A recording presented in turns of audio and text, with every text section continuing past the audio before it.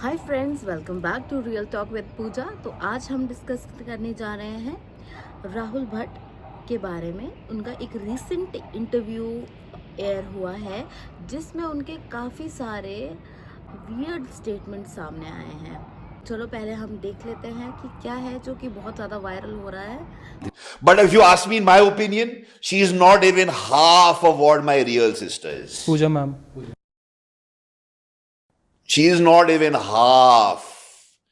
Not talent, ना तो looks, ना तो sexy. मेरे सगी बहन के सामने पानी कम जाए। तो अगर आप ये स्टेटमेंट देखो जहाँ पे ये कंपैरिजन इतना ज़्यादा हार्श कंपैरिजन हुआ है जो काफ़ी ज़्यादा लोग जिससे डिसएग्री करेंगे, क्योंकि आलिया भट्ट जो है वो उन्होंने काफ़ी ज़्यादा मुकाम हासिल किया है। अगर हम इनकी पूरी भट्ट फैमिली देखें तो उसमें सबसे ज़्यादा फेमस आज तक आलिया भट्ट हुई है, जो कि इंटरनेशनल लेवल में भी काफ़ी ज़्यादा फेमस है। हाँ, पूजा भट्ट अपने टाइम की बहुत ही अच्छी हीरोइन थी, but if we compare it with Alia Bhatt then I think this comparison is unreasonable, because Pooja Bhatt की अपनी अचीवमेंट्स थी लेकिन आलिया भट्ट की अपनी अचीवमेंट्स है। उनकी अगर एक्टिंग जॉनरा हम देखेंगे तो उन्होंने हर तरीके की एक्टिंग की है, बी इट उड़ता पंजाब जहाँ पे उन्होंने एक विलेज गर्ल, बिहारी गर्ल की एक्टिंग की है, बी इट हाईवे में उनकी परफॉर्मेंस देखोगे इट वाज आउटस्टैंडिंग। गंगूबाई अभी रिसेंटली आई है, उसमें भी उनकी एक्टिंग धांसू थी। तो उन्होंने जितनी वर्सेटैलिटी से इतने सारे डिफरेंट वैरायटी के रोल्स निभाए हैं, that is not comparable at all. आपकी बेटर अंडरस्टैंडिंग के लिए मैं आपको थोड़ा एक्सप्लेन कर लेती हूँ कि Bhatt family how they are step brother sisters. तो बेसिकली जो महेश भट्ट है उनकी पहली वाइफ थी लॉरेन भट्ट। तो उनसे उनके दो बच्चे थे, राहुल भट्ट और पूजा भट्ट। तो उनके वो पहली वाइफ थी। उसके बाद उनको सोनी राजदान से प्यार हो गया, तो वो उससे शादी करना चाहते थे, लेकिन अपनी फर्स्ट वाइफ को वो डिवोर्स नहीं देना चाहते थे। वो कन्वर्ट हो गए इस्लाम में और उन्होंने दूसरी शादी कर ली सोनी राजदान से।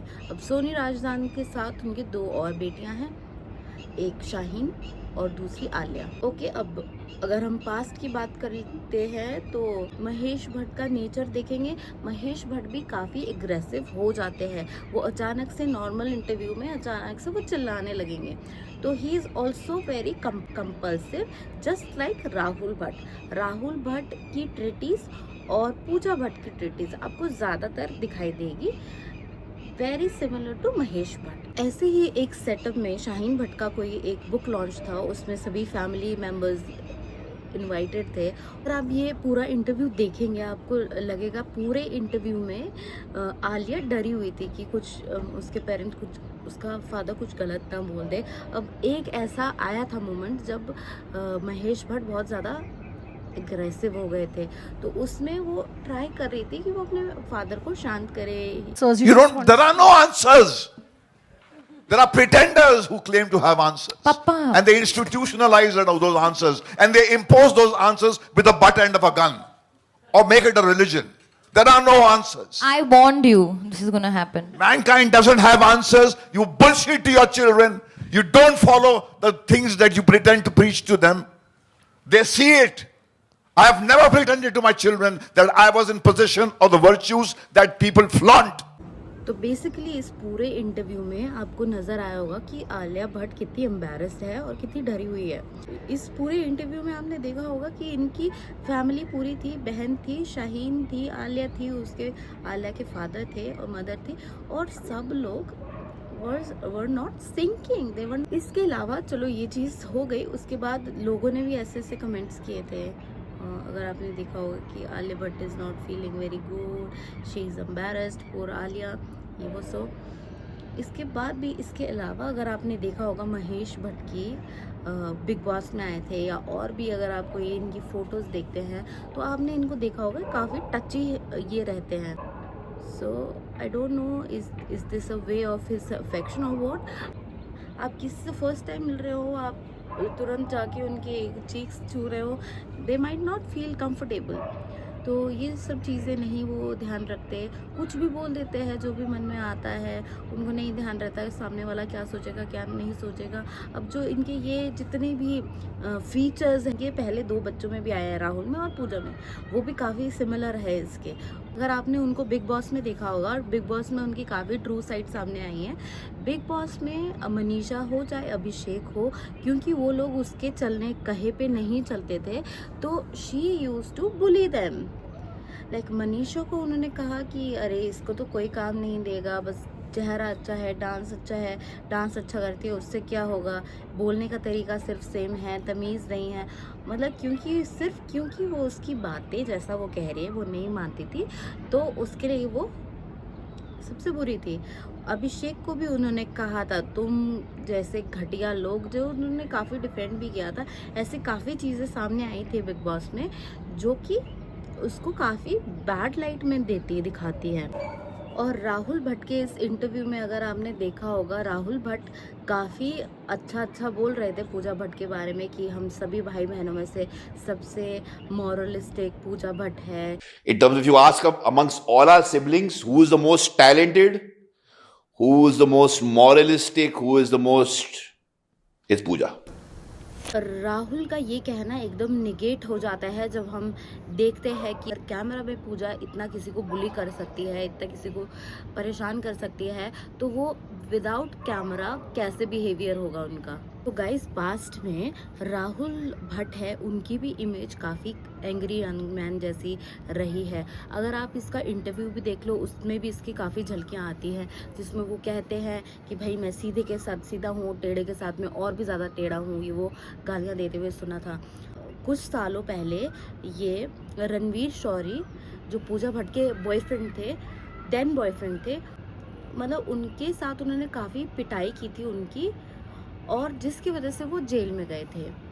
और जब रणवीर शौरी का आप इंटरव्यू देखोगे तो रणवीर शौरी ने बोला कि पूजा भट्ट के साथ वो रहते थे, उनका रिलेशनशिप भी काफ़ी अब्यूजिव था, वो दोनों ही अल्कोहल एडिक्ट थे। लेकिन पूजा भट्ट सुनने में आया है कि पूजा भट्ट उनको पीटती थी, मारती थी।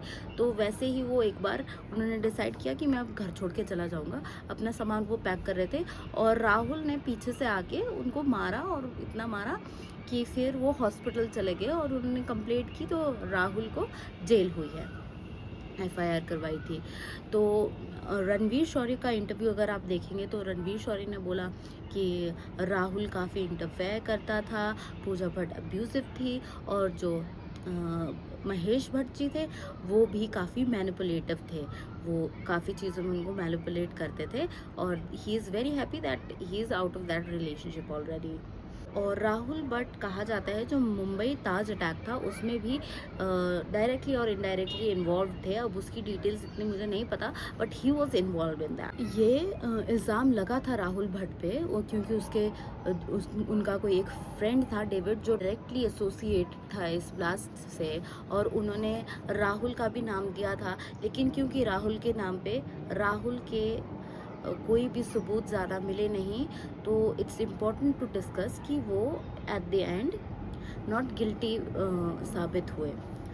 तो अगर उनसे पूछा जाए, उनसे काफ़ी इंटरव्यूज़ में उन्होंने बताया है कि उनकी जो भी बिहेवियर रहा है उसके लिए डायरेक्टली और इनडायरेक्टली उनके फादर काफ़ी ज़्यादा जिम्मेदार है, क्योंकि उनको हमेशा उन्होंने as a unwanted child treat किया है। राहुल भट्ट और पूजा भट्ट में अराउंड 10 इयर्स का डिफरेंस है।